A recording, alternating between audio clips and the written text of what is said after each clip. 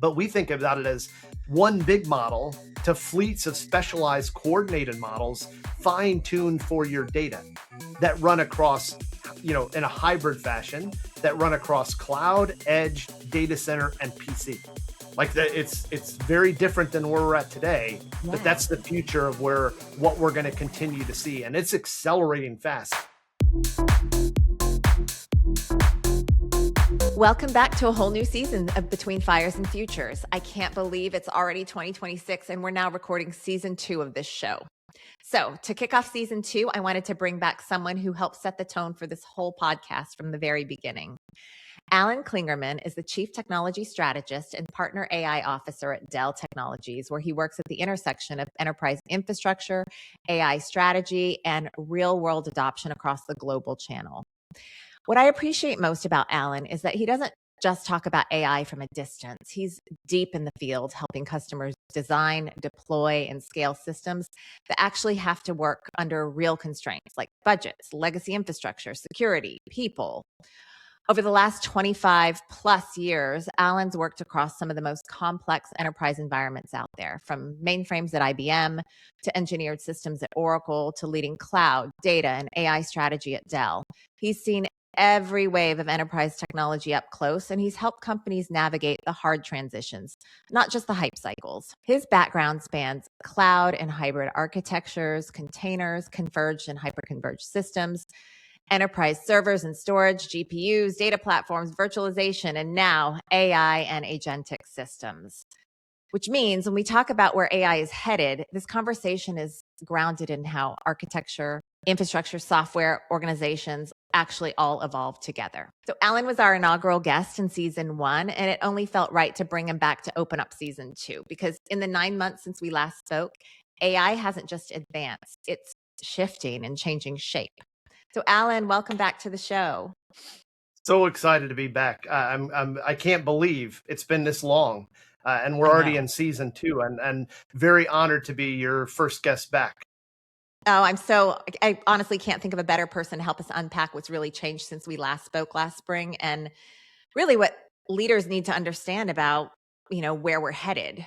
So we last spoke in May 2025. What's changed the most in AI since then? And what hit faster or surprised you? Like what hit faster than even you expected, or maybe surprised you since that time? Yeah, let me break it into the 2 sections and the 2 questions that you asked. The first one, I'd say, when I think about what just changed the most, and it's pretty profound because I can't believe it's happened this fast. I'm going to break it into kind of 3 facts. I think the first one is that AI moved from kind of a cool demo, right? Everybody was trying to show off what they're doing within their business unit to achieve some type of outcome, to real core infrastructure in the business and science that's impacting the business. And so it really, moved away from being a side experiment and became core infrastructure in all of these both enterprise and scientific domains.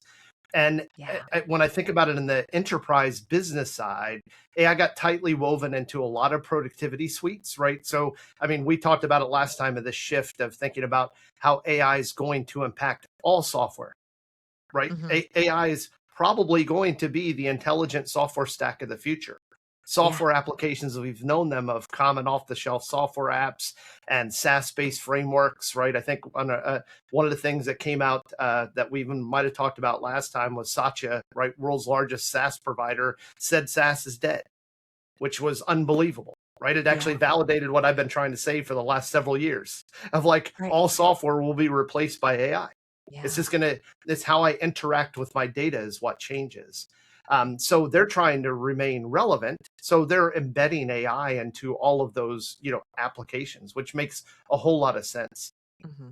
The second thing that I think was big is that reasoning models and AI agents went mainstream. We're certainly moving now from just what we had with chatbots. That was that magic moment that everybody had with ChatGPT.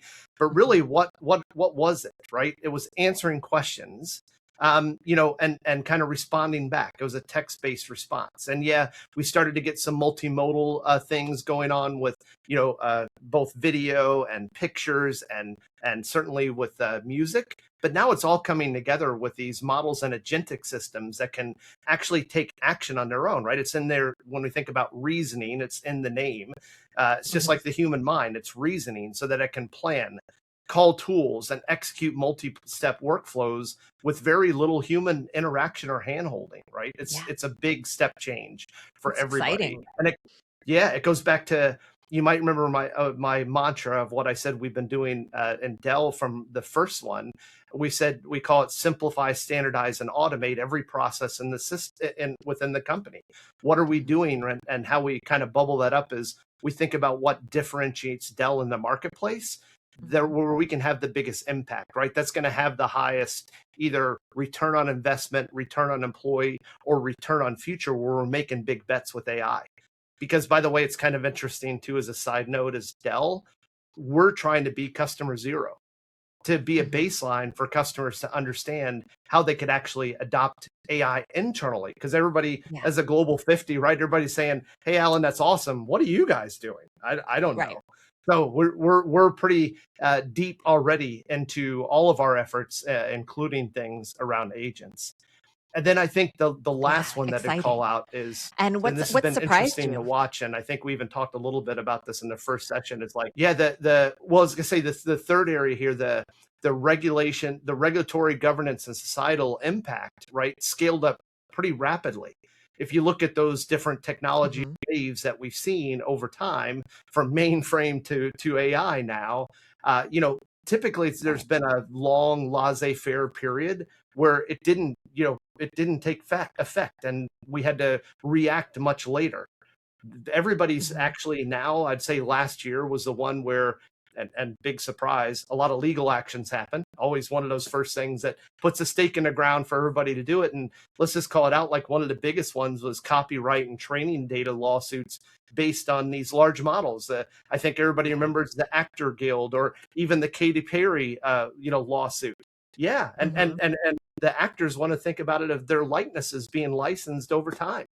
And now that's kind of all settled out. So I think it's going to help us move forward, more on a stronger basis.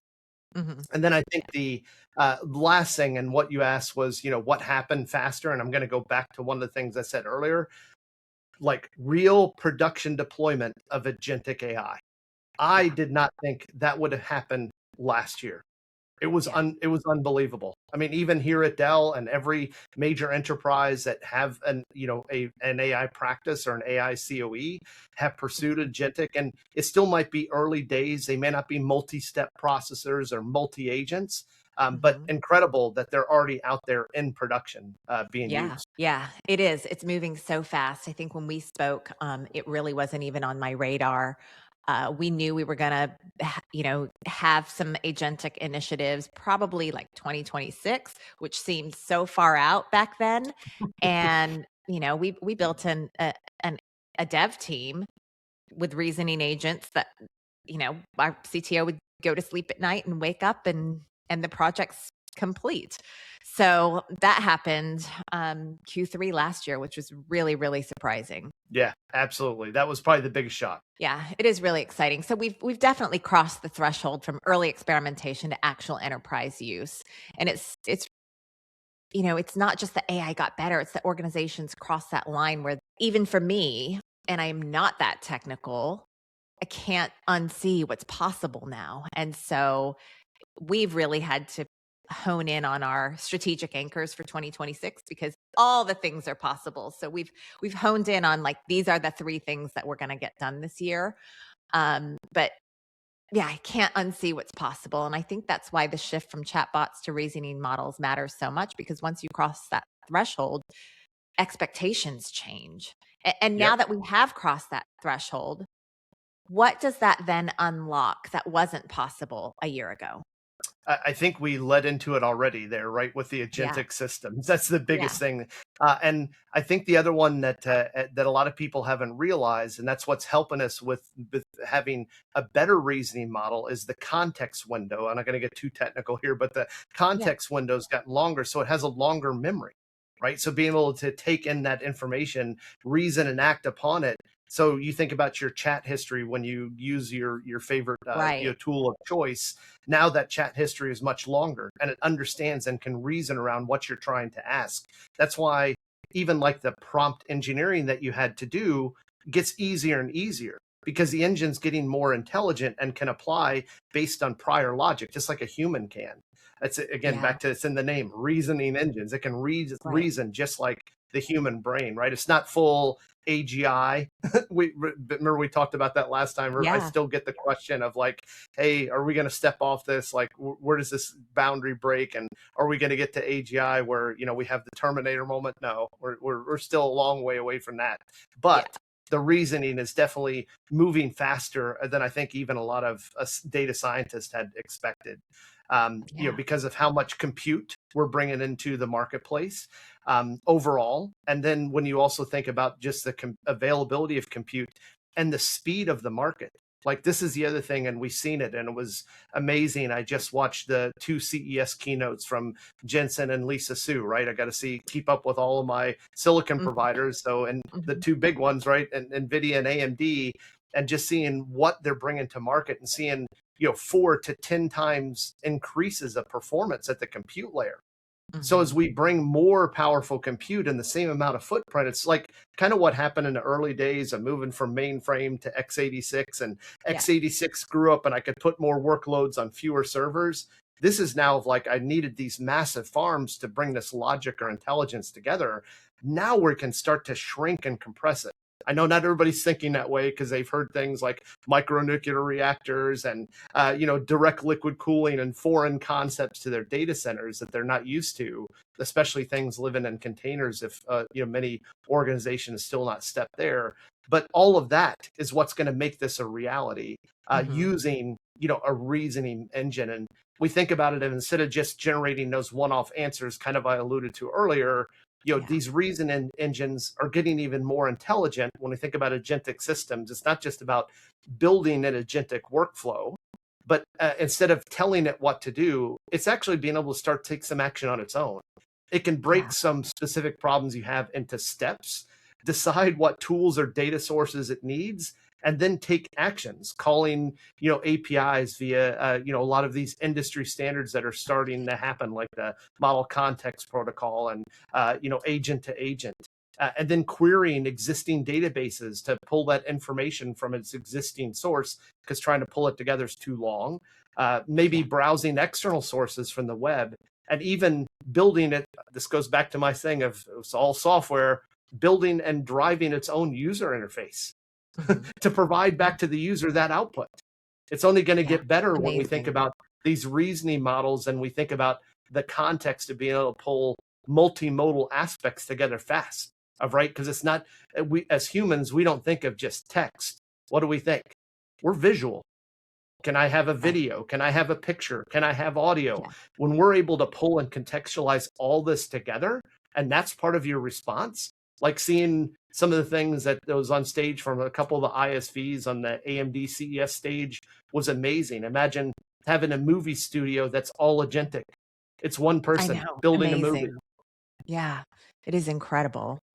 So, where do you see people maybe overestimating what these reasoning models can do right now? Or is that happening? I actually think it's the opposite.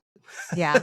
Really? I have not seen it because I love what you Well, said there that's earlier, really exciting. because there's it goes back to what you said, and I love what you said earlier, like even your own internal experience. You do need to be wildly curious. Yeah. And I've said this, like one of the things is the demise of what I've called, what used to be, if I go back a long 2 years ago, right? Mhm. Prompt engineer used to be a role. You built people, and we had a job role of prompt engineers to build this out. None of that's going to be required. There's no prompt engineer role. It's already, I think the marketplace has decided, right, that there's no need for that. we are Right. all going to be prompt engineers. Exactly. The Yeah. thing We is, already all are. Yeah. we have to get better at it. And here's Right. what I tell you: the reasoning model makes it easier. The hard part is you have to imagine, you have to be wildly imaginable, Mhm. Yeah. because it can do whatever you ask it to do, but you have to be very specific and ask it to do the right thing. You have to Mhm. think about the machine. I will say, as these reasoning models, and if there is a limit to it, right, it is Mhm. that is you have to be very specific today, because it is trained on, a large base of knowledge. In fact, some would argue at this point, and I think we talked about it last time, but I would say as of the end of last year, every bit of digital knowledge that is available in the marketplace has now been consumed in these models. Think about that one for a moment. So now there's no more data to train it on. It's not available. There's nothing Yeah. there. So we either have to pull it from, older text where we've not Mhm. converted it yet to electronic format, or we have to start using synthetic data, like some of the things that NVIDIA is doing now. So there's Wow. lots of things that we can do, but like this is going to be, how do we continue to improve, leverage ourselves to think differently, Yeah. and as the reasoning model's getting smarter to require less discrete, direction from a human. Yeah. But what you're talking about, right, is public data. What about private data? Oh, uh, that's a very interesting wormhole there, right? When we Yeah. think of, and because I'll even break this a little bit into, because the way I view it, like Chat GPT and all of the tools that are available out there, Copilot, Gemma, whichever ones you're Mhm. looking at, all of them are great, and I think there's a marketplace, and in fact, I'll even kind of call this out, because I think a lot of people have continued to ask me, like, is there an AI bubble? What's going on? What's Yeah. happening in the marketplace? Here's what I'll tell you. There's not. There's going to be waves of adoption, right? Just like there is in any other technology. There will be times of up and down, but there's no putting, I would say at this point, there's no putting the genie back in the bottle. This is all going Yeah, forward. yeah, and This I is can't the imagine that future. there would be a And bottle. there's no, Sorry, I was just no, gonna say, I can't imagine that and there would be a bubble because the possibilities are endless, and as we unlock more and more creativity within ourselves and see what AI is capable of, it opens up more and more possibilities. yes, 100%. I kind of lost my train of thought now when Oh, we were sorry going about down the that. path, but yeah, no, that's all good. I think that, but there is no putting the genie back in the bottle of being able to Yes. think about that context of, like, the overall market opportunity is sitting here in two facets, right? And we've never had this in technology. You could argue this end to end of different devices and different technologies, but we've never had where we've had a global TAM of every consumer and every business is going to be touched by AI. Yeah. Period.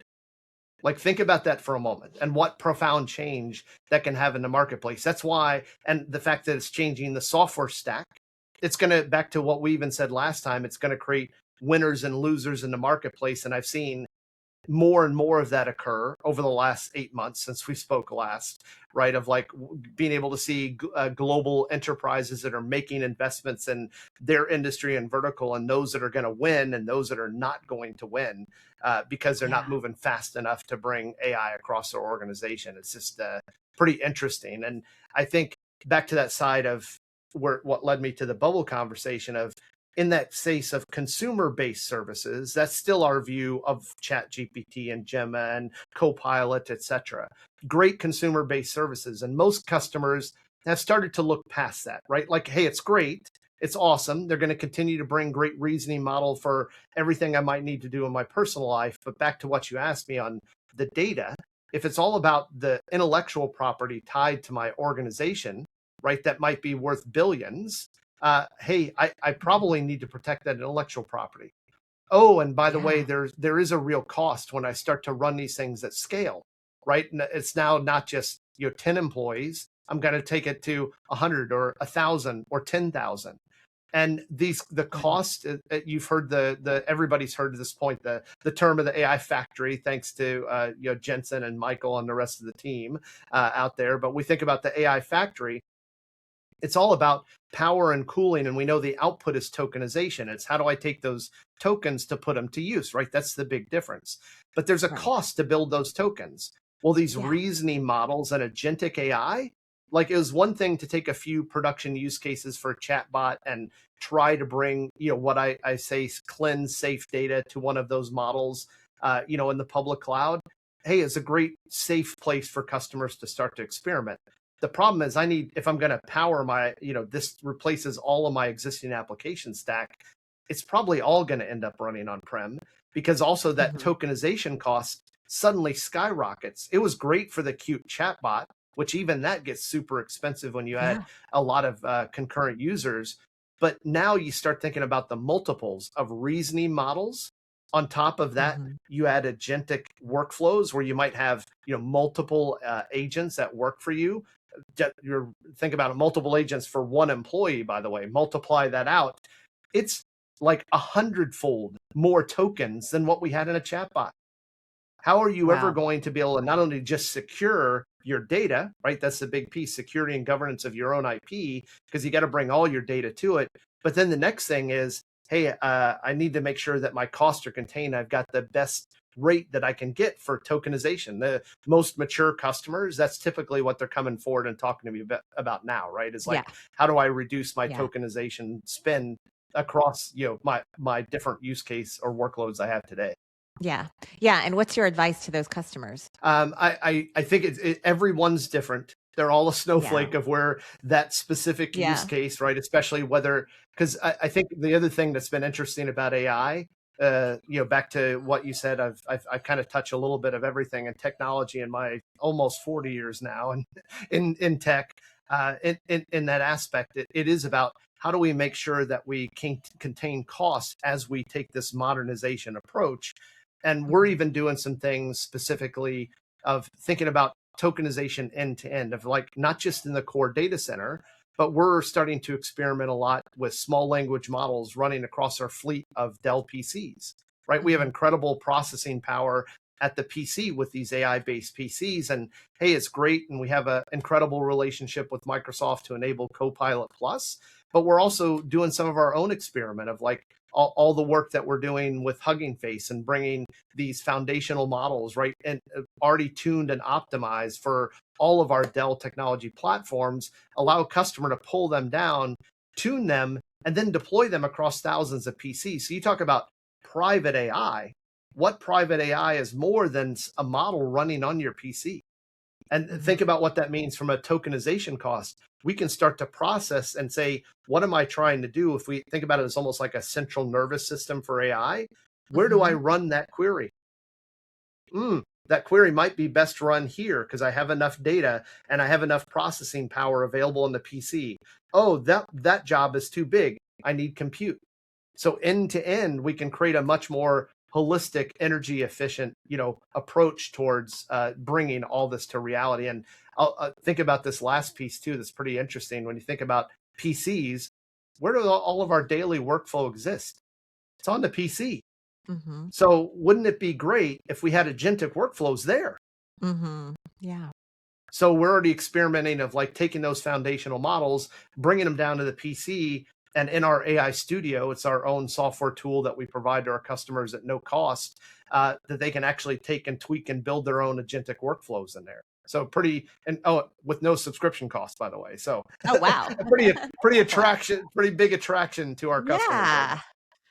Yeah, well, I want to move the conversation to risk, but I definitely want to circle back to the client zero story, because that, I always feel like when you're your own client zero, that's a really powerful story and conversation to have.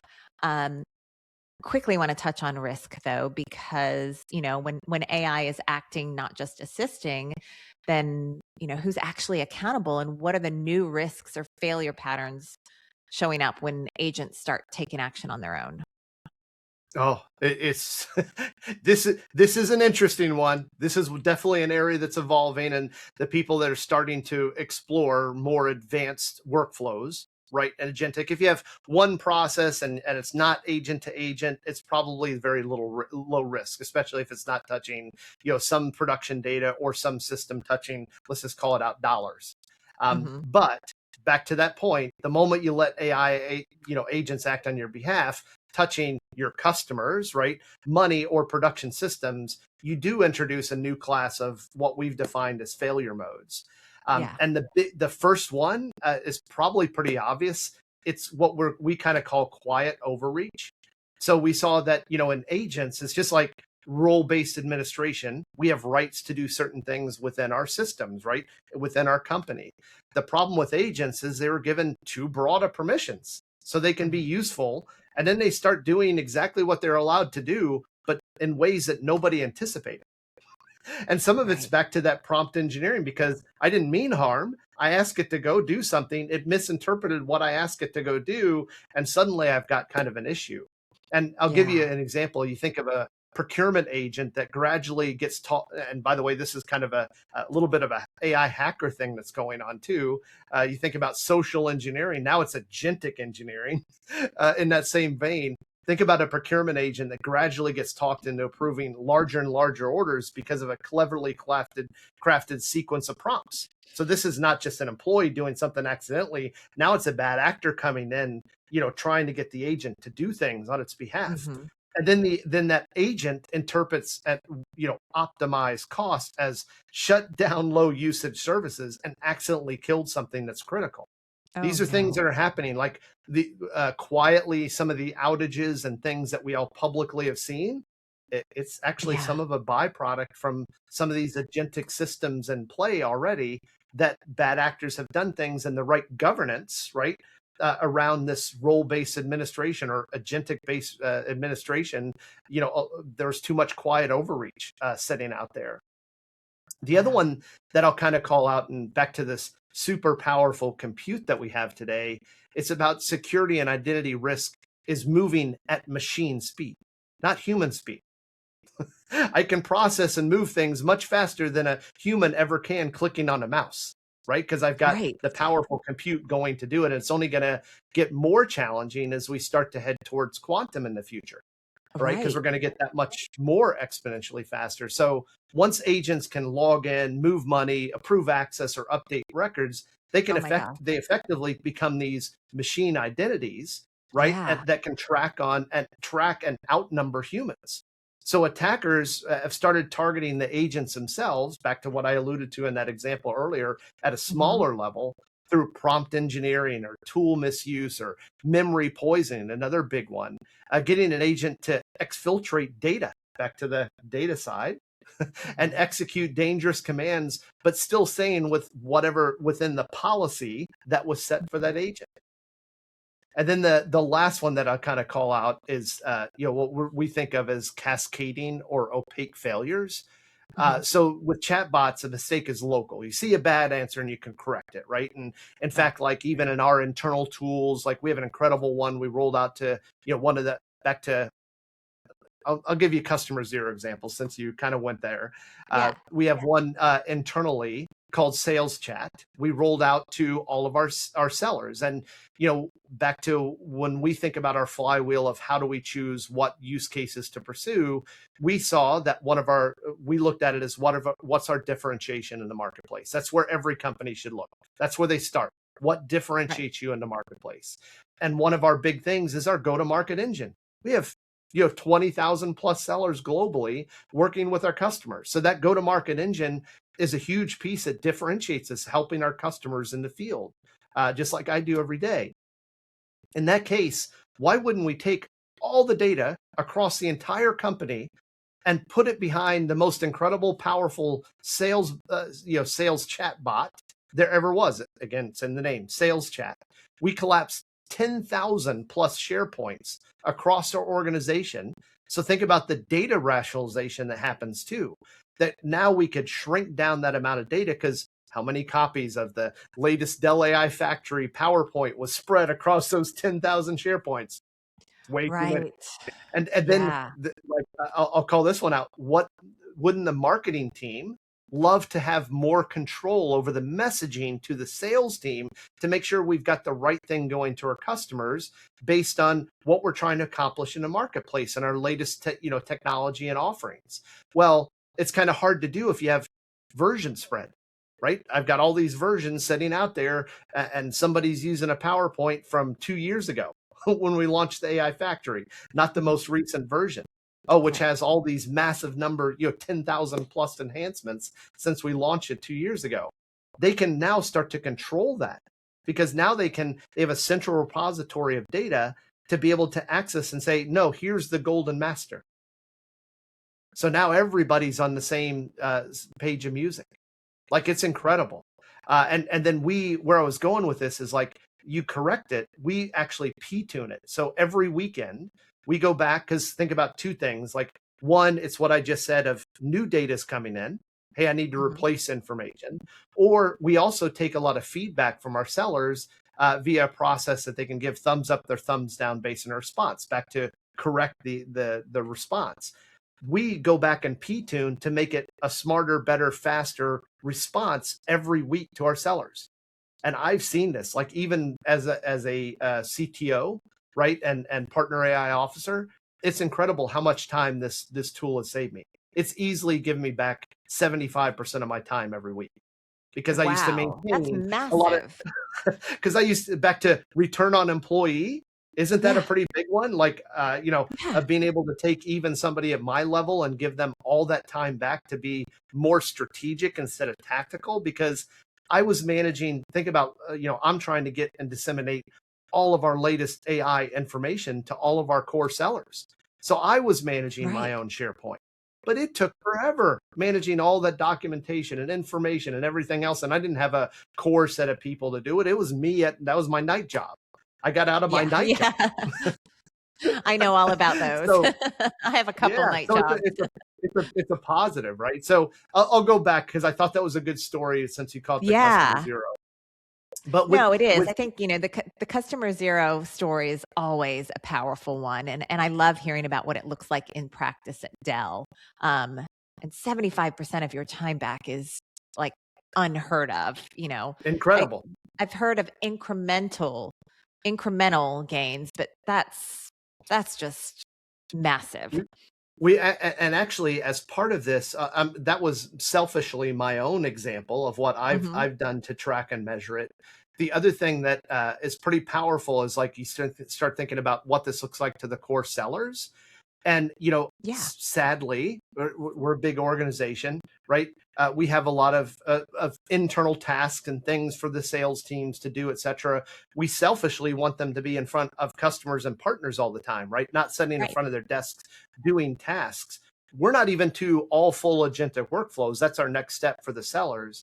But it just in the chat side, we've moved back to the core return on employee. We've moved from an average of 4 sales calls a week to now 7. We're trending probably to about 9 as we get to the end of this quarter. Wow. So you start thinking about, what does that mean? More opportunities we found. We got happier customers because we're spending more time with them. Oh, by the way, we're finding new opportunities and progressing deals through the pipeline that much faster. What sales team in any industry or vertical would not want that?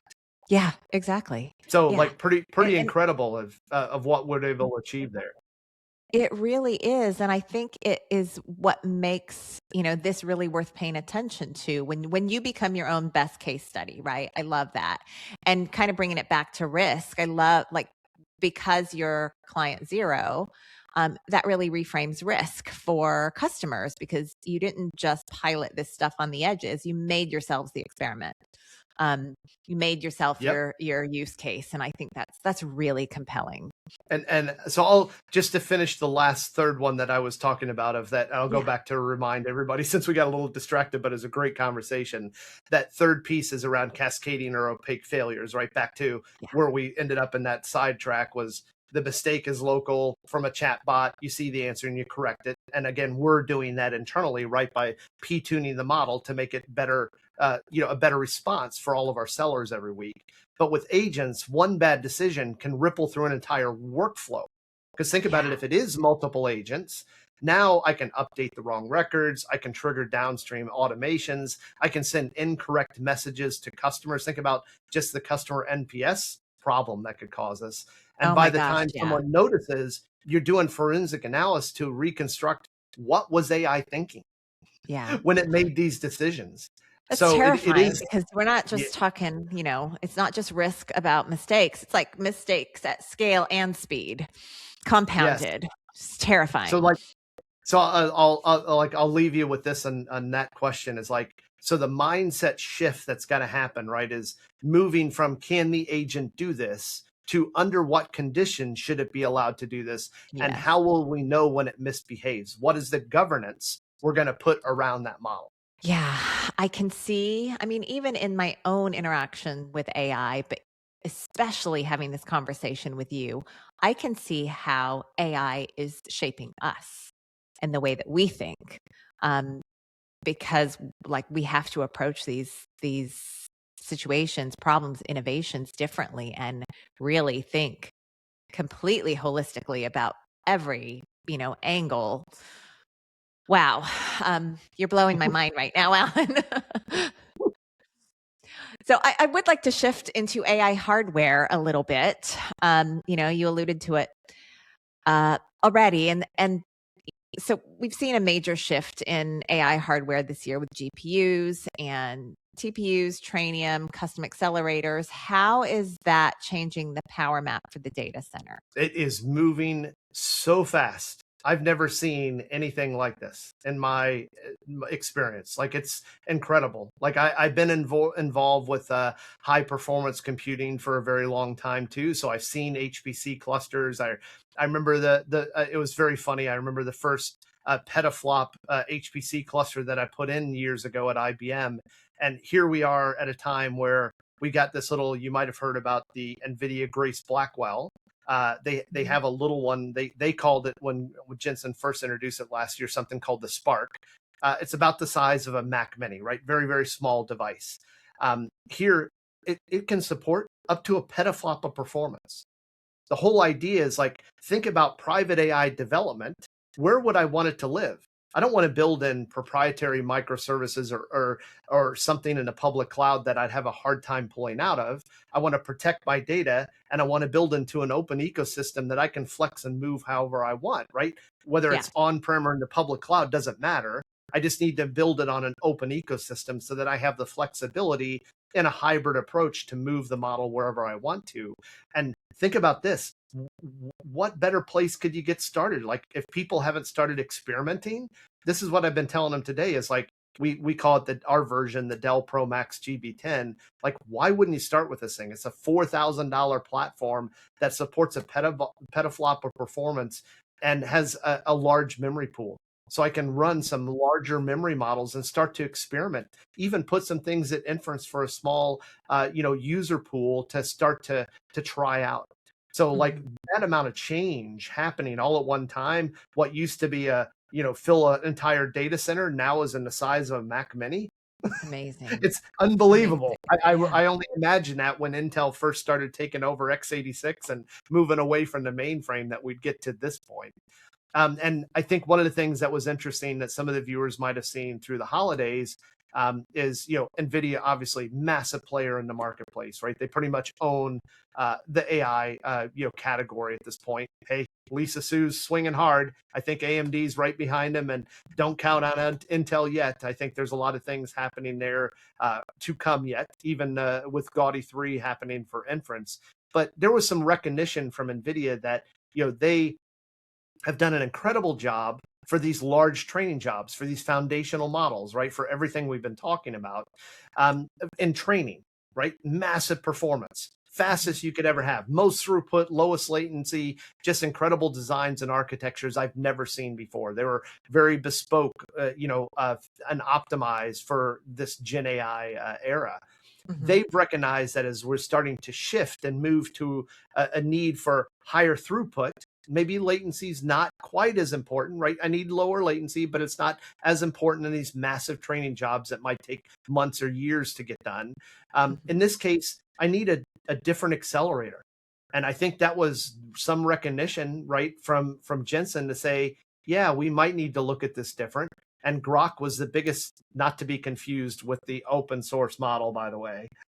I think everybody gets this is GROQ for those of you that don't know, not GROK, not the Grok that you might think out there. So that they make an inference-based accelerator, that a TPU that everybody was starting to experiment with. All the hyperscalers were looking at this, and I think it was recognition from Jensen that, hey, as we start to scale this in enterprise, we might need something different from a architecture perspective, optimized for performance, to lower power requirements, back to all of this massive scale out that I talked about, DLC, and the crazy thing of micronuclear reactors.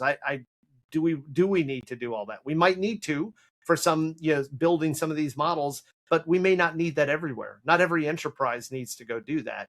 So I think you're going to see more and more of this consolidation in the market. In fact, it's been interesting to watch over the last 3.5 years. We've been tracking within our PowerEdge, our server family, over 190 accelerators. So everybody knows the big three, right? Green, red, and blue, no matter which team it is.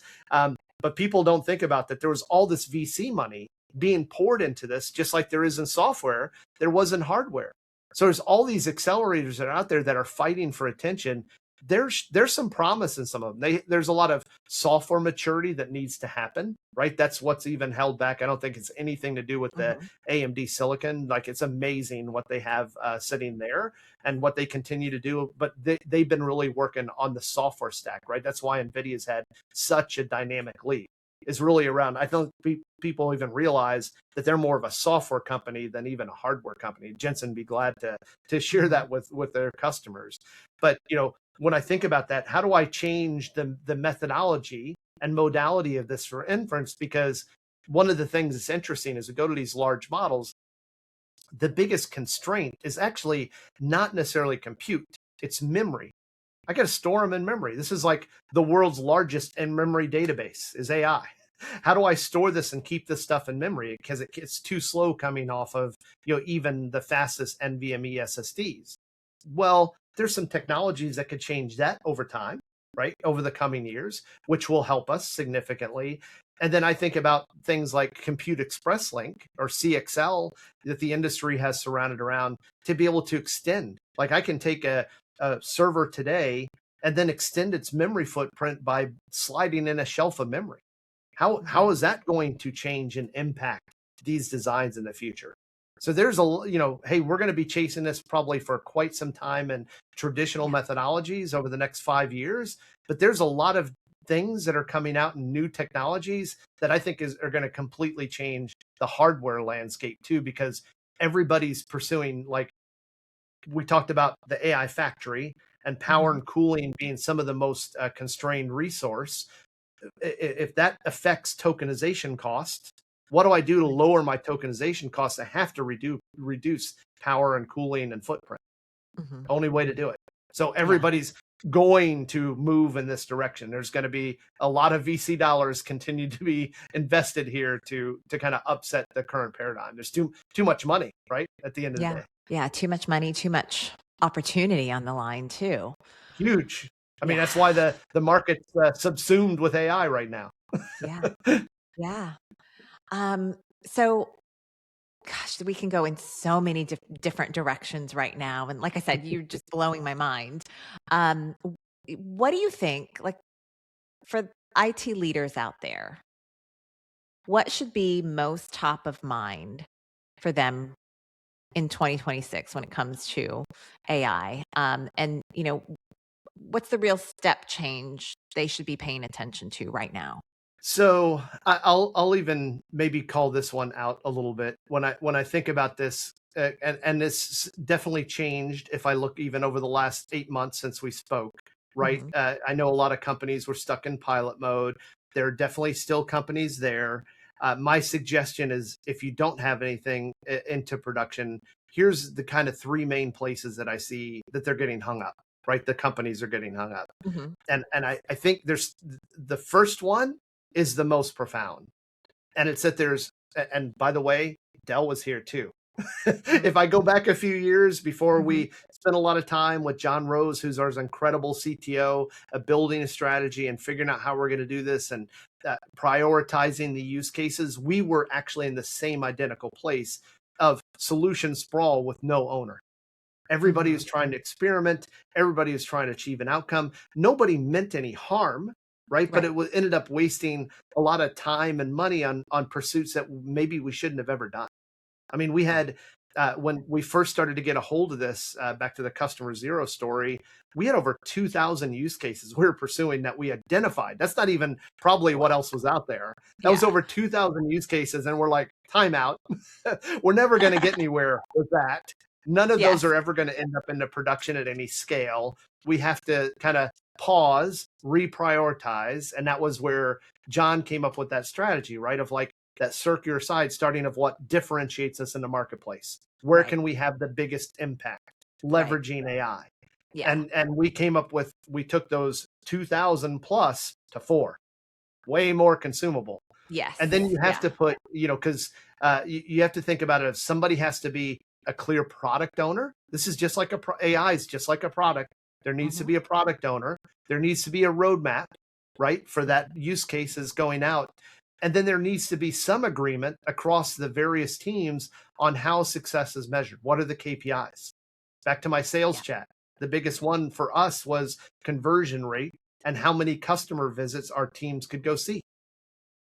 There were a lot of intangible benefits that came along for the ride, but the real KPIs that drove dollars, right, for an ROE was, hey, what do we do to give them time back to go see and spend time with our customers and partners?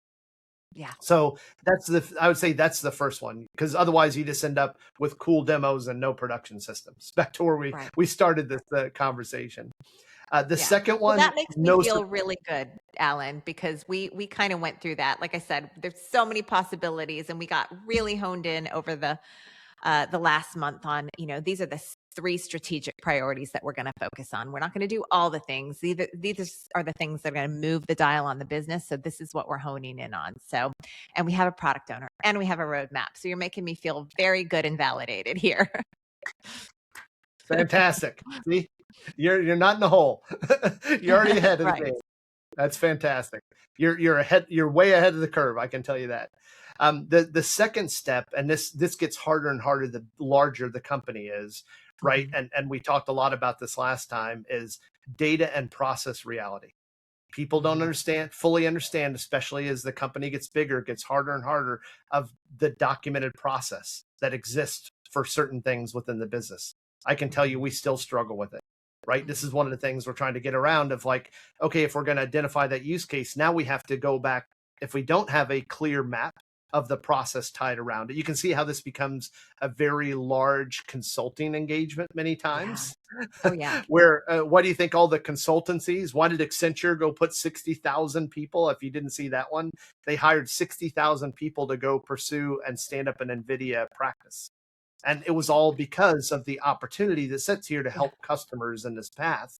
But we think about that data and process, and being able to get a hold of your data state is very key, because again, a lot of people, especially IT, they get caught up of like, I protect, I store, I cyber ransom and make sure that the environment's secure and backed up, but they're not responsible for the applications running on top of it and accessing that data and the databases that are tied to it. Those are typically the data engineers and architects and database and DBA teams that report typically to the business unit. So like it created this weird paradigm of like, I'm storing this data, but I don't know what any of it is. Now we're having to pull this together of like, hey guys, this is a team sport. I need all of us to work together, right, to understand what this meant. Because if you don't get your data state in order, and by the way, you don't have to clean it all up. This is what I think, in fact, we would even made this mistake initially. If you try to clean too much, this is where most technical debt exists in a company. If you try to clean too much, you're just going to spend forever cleaning your data and not ever getting to an outcome. Like, you have to understand, what is the use case? What is the data required for that specific use case? We didn't clean up all 10,000 SharePoints, right? We were focused on the things that were allocated to sales for sales chat. What did they need to have? Oh, and then by the way, there's probably an automated process as we're cleansing the data to go, hey, here's all of this stuff that probably should just be archived. It shouldn't even go in the model. It's not even relevant anymore. It's 20 years old, right? But we were still storing it because IT said, hey, I don't know the data. We still need to, nobody told me to go delete it.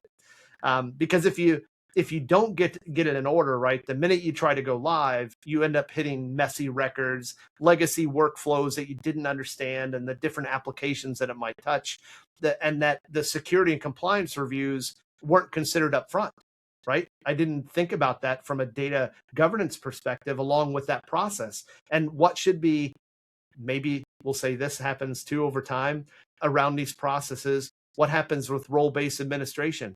Maybe some people have access to things they shouldn't have. So it ends up being a lot of cleanup for a lot of customers as they're going through this modernization effort, stepping towards AI. I think it's actually healthy too, because especially companies that have been around for a long time and have a lot of employees, they can start to clean up their infrastructure, right? AI is going to help them as they modernize their data center to get there.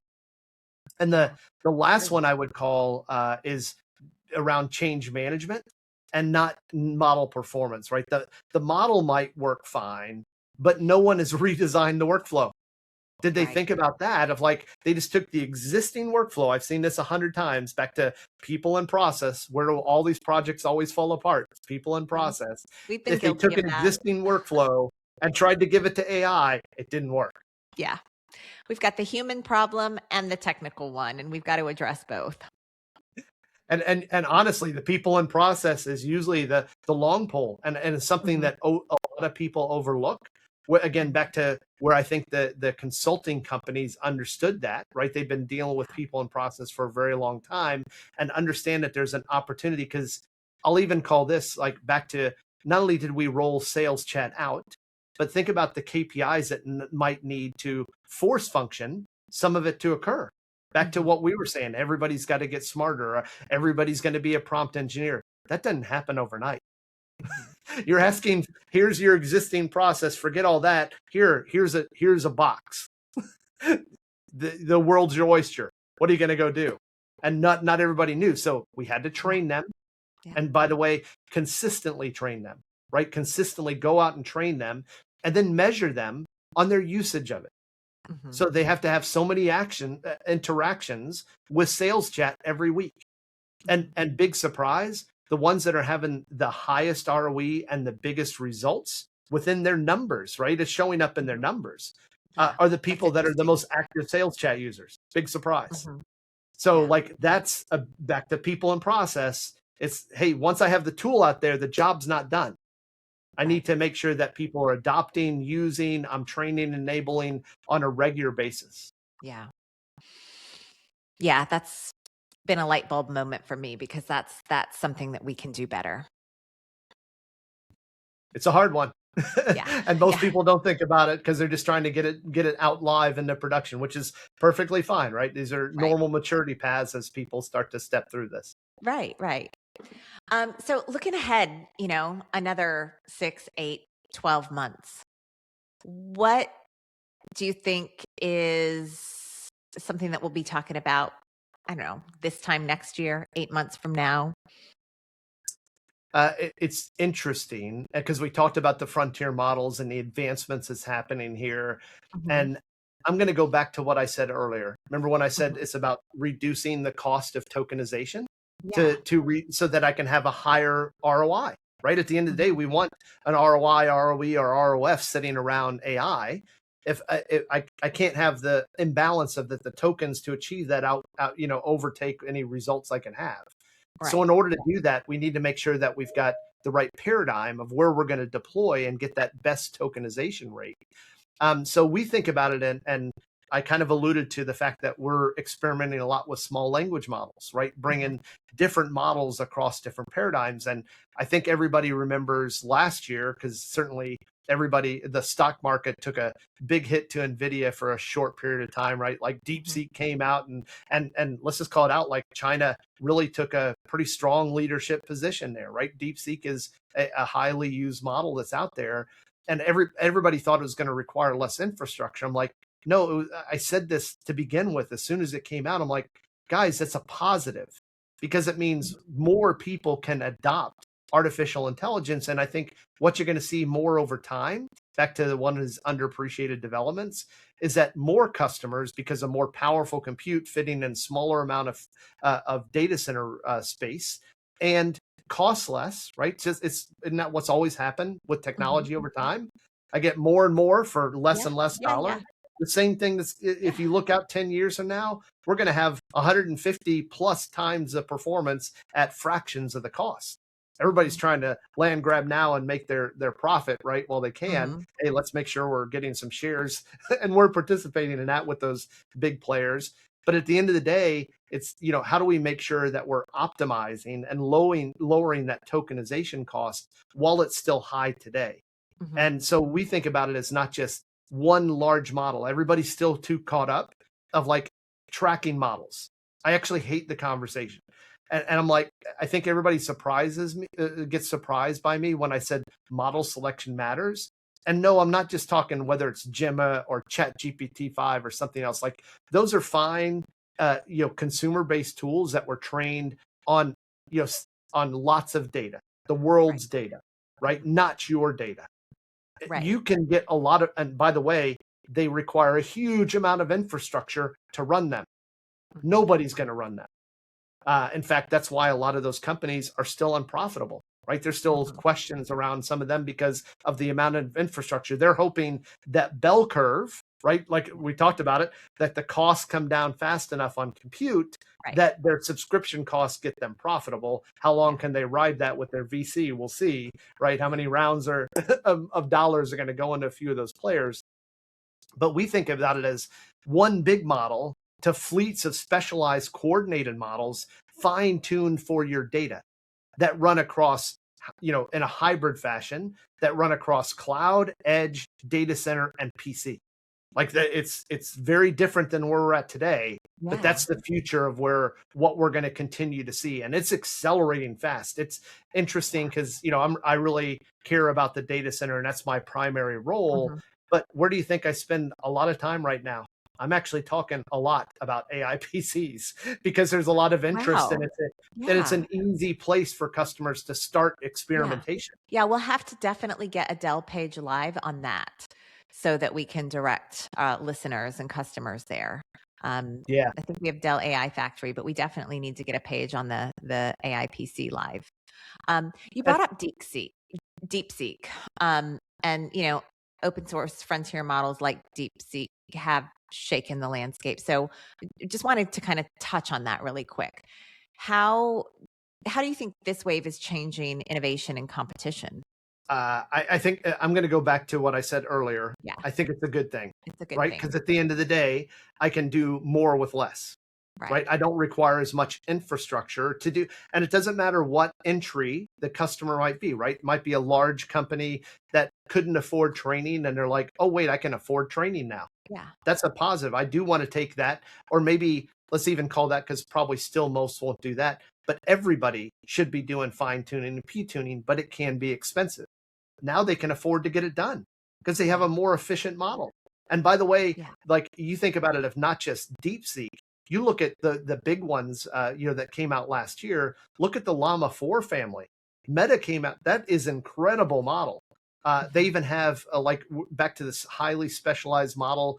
I think a lot of people don't realize because they don't come out and like openly say this.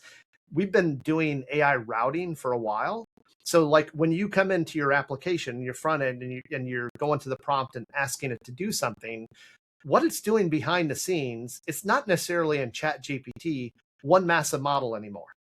It's actually what they call a mixture of experts, or MOE. And it's a bunch of smaller models that are fine-tuned to do very specific things. So like, hey, I'm asking it to go code something. It's going to go to a model that's very fine-tuned and optimized, runs on less infrastructure, that is great at coding.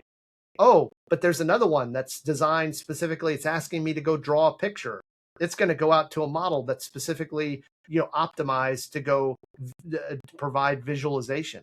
It's those type of, modalities and MOE that are very strong. And so it's not just DeepSeek, right? Which has an MOE. Llama 4 did the same thing. Like they have a open source MOE engine that I've been very bullish on, encouraging customers to try out. In fact, they did something that I think was a rather interesting for the open source community. They have something called Llama Stack, which was the idea of like, hey, a customer's trying a less mature organization that doesn't have thousands of data engineers or data scientists struggle sometimes with the AI platform, right? All the software stacks that go to make this function properly. They're like, hey, if you're going to live in the Llama world and you're going to deploy our model, why wouldn't we just take care of all that for you? Hence Llama Stack. So, and in fact, all the way up to the top to be able to build your application on with a common API. So now I build applications running on a model. Llama is running the inference and doing all of that AI platform work for you. So like incredible to see how all these the open source community is really jumping in to help customers from an adoption perspective. And I would also say, like, you think about the performance of these models, not just about the efficacy, how good was the result, but like the performance of them, the core benchmarks, it's narrowed the gap across every single one of the largest players in the marketplace. If you look at core benchmarks like MLU or human eval, like these are coming out, like DeepSeek's coming out on top.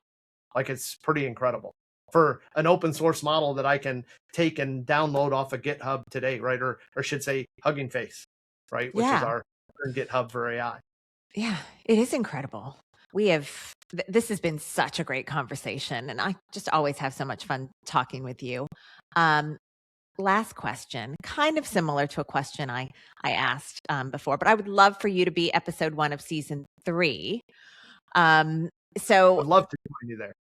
Thank you. And so what do you think we'll be talking about then that isn't even on our radar yet? I'm going to go back to something I said earlier, and because everybody's really starting to make better strides towards getting things at inference into production, and we said that agentic AI is taking faster footing than I thought it would, and it's going to speed up a lot this year.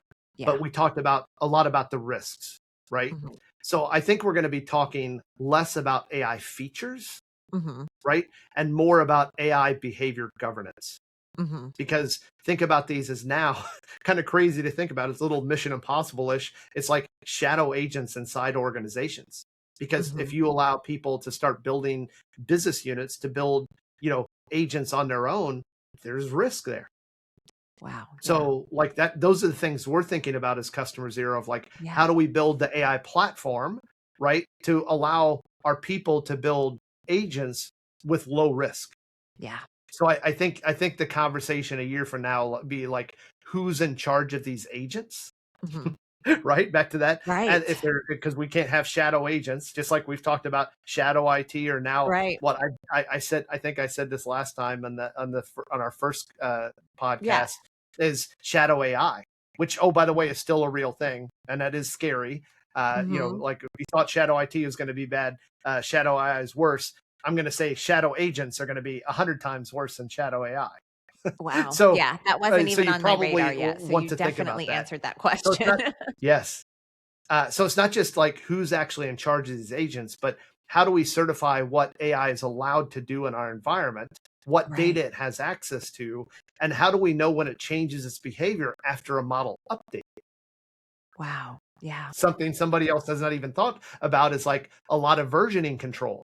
This is where, back to that AI platform stack, MLOps becomes a very big thing. So if you would say something other than just AI behavior governance, everybody's starting to slowly mature. I think MLOps is going to be a much bigger conversation 12 months from now too. The most mature organizations, they have it. They're building a platform just like we are, able to do it, but not everybody is there yet, right, in their maturity and have identified all their use cases and have sponsors and KPIs tied around it. So MLOps is going to be the next huge phase.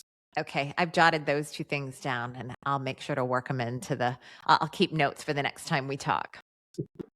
Allen, thank you so much. This has been such an amazing conversation.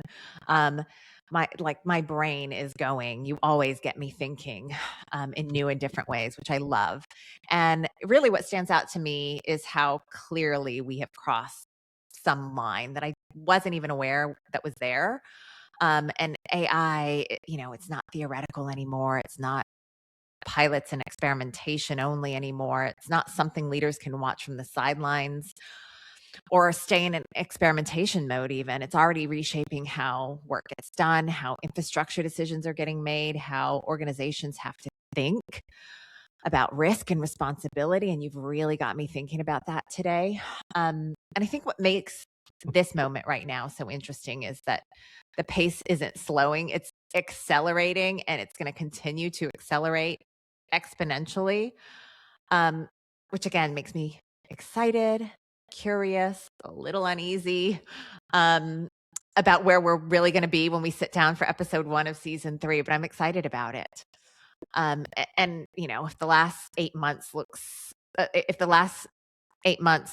like this, then I just can't imagine what is going to be demanded of leaders in this next era, right? And that's definitely something I want to talk a little bit more about next time. But thank you so much for coming back to help us open up season 2, and really for bringing such a clear, real perspective to what's actually happening in the field. And to everyone listening, if this conversation made you rethink about how your organization is approaching AI, you can find more episodes and resources on technologymatch.com, and you can explore solutions that came up in today's conversation.